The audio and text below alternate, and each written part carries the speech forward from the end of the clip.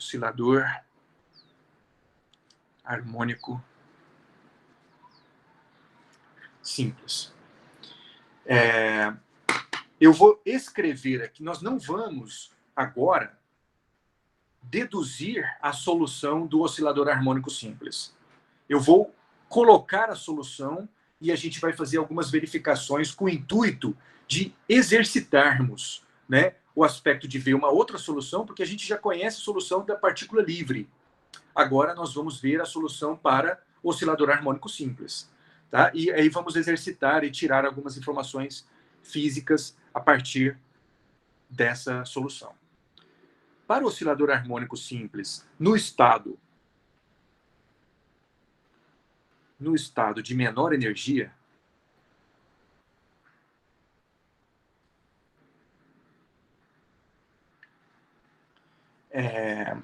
ele é dado por um psi, que vai ser igual a uma constante A, que poderíamos encontrar quem é essa constante, numa exponencial de raiz de Cm. Esse C é a constante elástica da força restauradora do oscilador harmônico. É o que, em geral, a gente também usa como a constante K. Mas aqui será a constante C, porque o K tem outro, está sendo usado para outra grandeza. Então, raiz de Cm dividido por 2H cortado, vezes x2, vezes uma outra exponencial negativa de menos i dividido por 2, tá? Menos i dividido por 2, vezes raiz de c por m, isso fecha, vezes o tempo. No livro, na versão em português, tem um erro aqui. Se não me engano, ele coloca a raiz incluindo o tempo. Tá? Não faz sentido.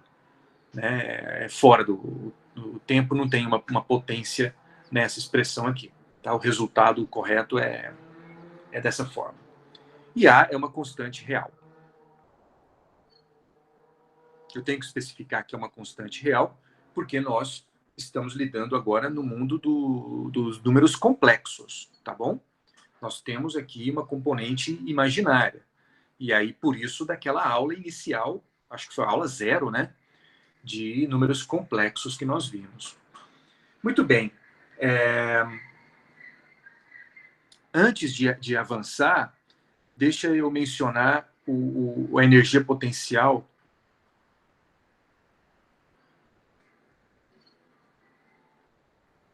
do oscilador harmônico. E é uma energia potencial que é independente do tempo.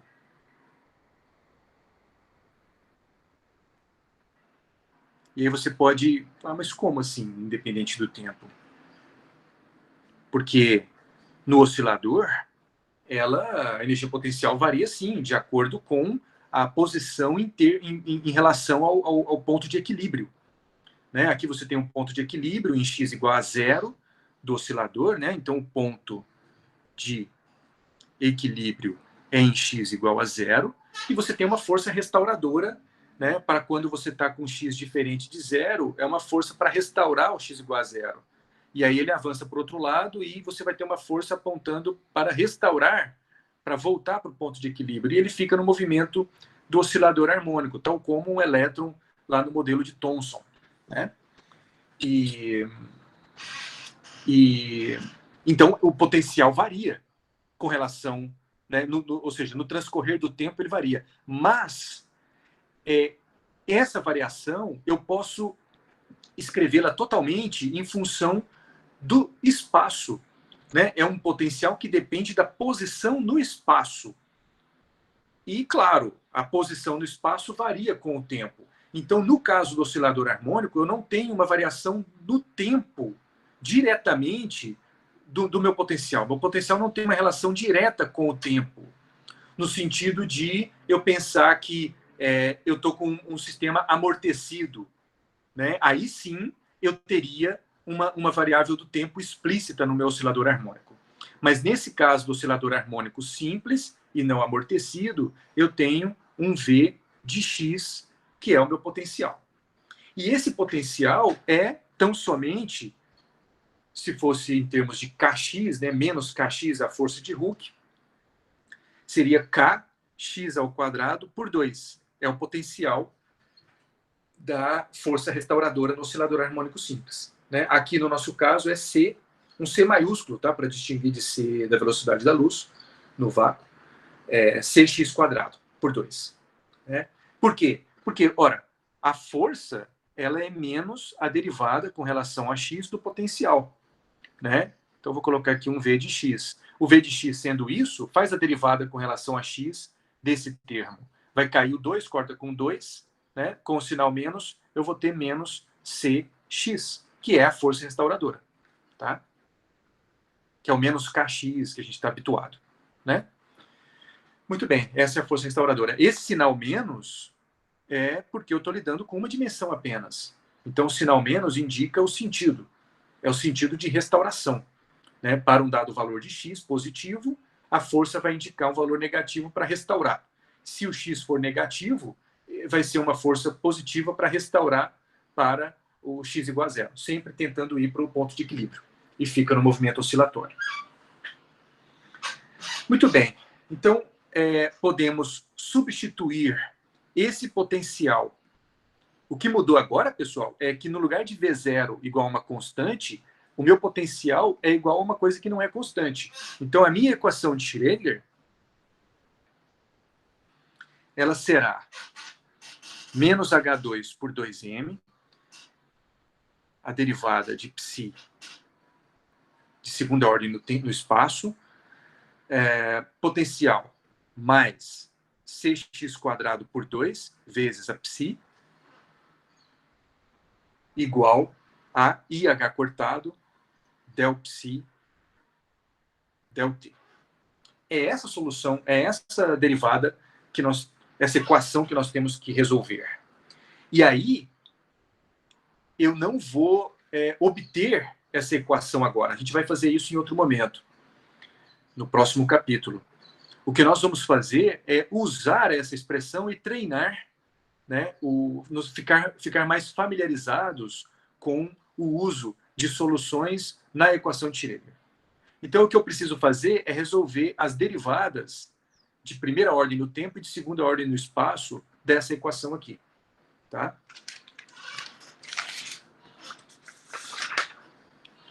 Vou fazer em outra folha para poder usar esse espaço para resolver. Bom, então, fazendo a derivada de primeira ordem no tempo, como que fica? Constante. Isso aqui é derivada parcial, então isso aqui também é visto como uma constante. Então eu só tenho a derivada desse termo. A derivada de uma exponencial é ela mesma. Né? É ela mesma multiplicada pela derivada com relação ao tempo do argumento. Tá? Então eu vou ter o quê? Vai cair esse cara que multiplica o tempo. Né? Vai cair o menos i por 2, menos i por 2, vezes a raiz de c por m, vezes a vezes esse exponencial, vezes isso, que é o próprio psi. Tá? Então, a derivada primeira é o próprio psi multiplicado por esses coeficientes, esse coeficiente. E a derivada com relação ao espaço. Bom, esse é uma constante. Aqui, para a derivada parcial com relação à variável x, esse termo é visto como uma constante. Então, eu tenho que derivar esse termo. E a derivada desse termo vai me dar um fator menos raiz de cm dividido por 2h cortado vezes 2x vezes a própria psi, né? Vezes a própria psi. Por quê? Porque vai ser vezes o a, vezes esse termo que a gente já falou, e vezes a exponencial, porque a derivada de uma exponencial é ela mesma multiplicada pela derivada do argumento. Cortando 2 com 2, eu fico, porque eu vou precisar desse resultado para facilitar a nossa vida, eu vou ficar com menos raiz de cm dividido por h cortado vezes x vezes psi. Muito bem. Simples assim. A primeira derivada de psi com relação a x é igual a esse cara. A segunda derivada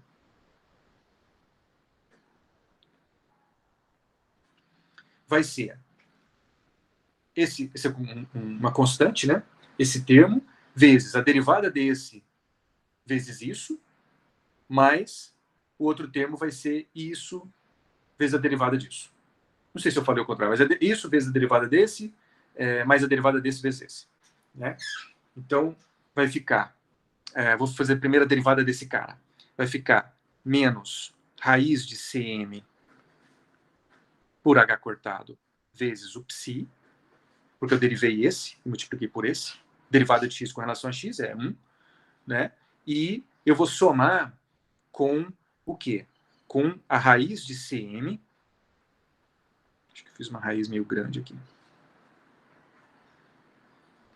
Raiz de cm por h cortado. O h cortado está fora da raiz. Vezes x, vezes a derivada de psi com relação a x. Quem é a derivada de psi com relação a x? É esse cara aqui. Então eu vou colocar menos raiz de cm vezes x vezes psi dividido por h cortado. Tá?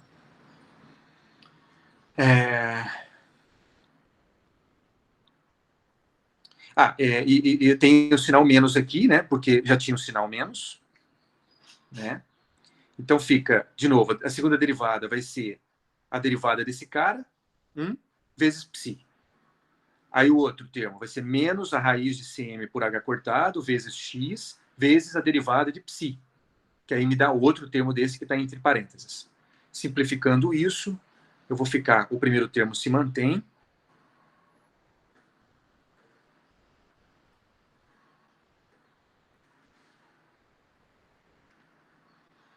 E esse menos com esse menos dá um fator mais. Raiz com raiz vai ficar fora da raiz cm, dividido por h2 ao quadrado, vezes um x ao quadrado, vezes a psi. E agora, substituindo esse resultado,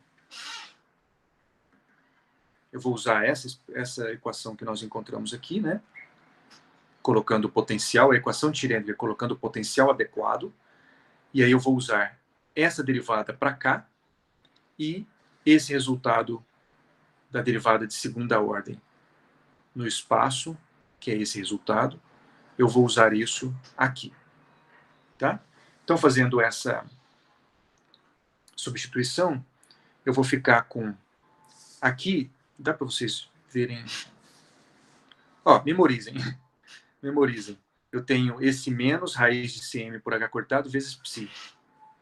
Então vai ficar, com outro menos que tem aqui, vai ficar h cortado ao quadrado vezes aquela raiz de cm. Aqui tem o 2m, o dividindo. E lá tinha a raiz de cm por h cortado. Né? Vezes a psi. Tá? É esse termo aqui. Ó. O outro termo é positivo, cm por h2, x quadrado psi. Então, com esse menos, vai ficar, mantém o menos, h2 por 2m, e aqui vai ficar um cm, fora da raiz, dividido por h2, né, vezes o x quadrado vezes a psi. Mais cx2 dividido por 2 vezes psi. E isso igual a IH cortado. Quem é del T de psi? É esse resultado aqui. Ó.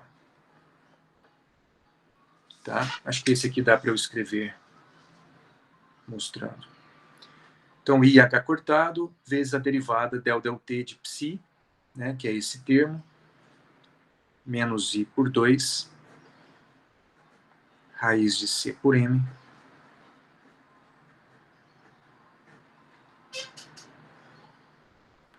Bom, aí agora nos resta organizar esses termos. Como que eu posso fazer? Bom, vou simplificar a vida, né? H cortado ao quadrado, M com M. E o que você vê aqui? Menos C por 2 vezes x quadrado, e aqui o mais cx quadrado, ambos multiplicando psi. Tá?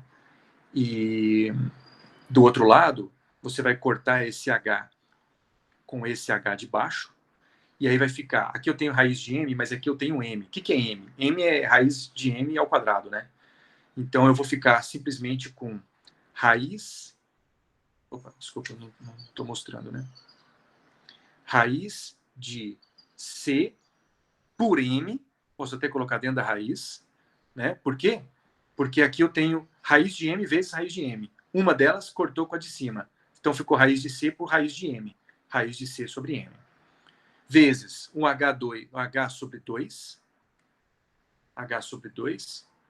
E o M eu já resolvi. Ele está aqui dentro da raiz. Tá? Isso vezes psi. Esse termo, eu vou até escrever para ficar bem...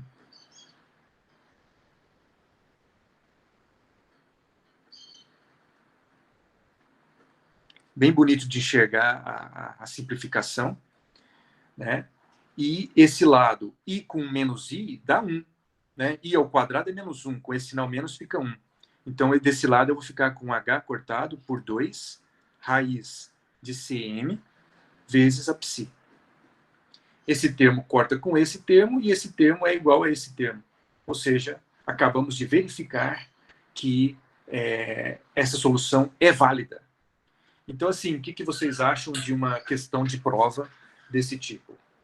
Verifique que essa solução é dada uma solução para um determinado sistema, e você tem que substituir na equação de Schrödinger e verificar que isso é uma solução ou não é uma solução, e testar se tal função, se tal equação, como essa proposta aqui, se é ou se não é uma solução para a equação de Schrödinger. Né? Então, ou seja, isso aqui é um exercício, não é nem de física, isso aqui é um exercício de equações diferenciais. E simples ainda, né? E bem simples. Tá bom? Agora, para a gente extrair, então aqui a gente pode dizer que a igualdade foi satisfeita.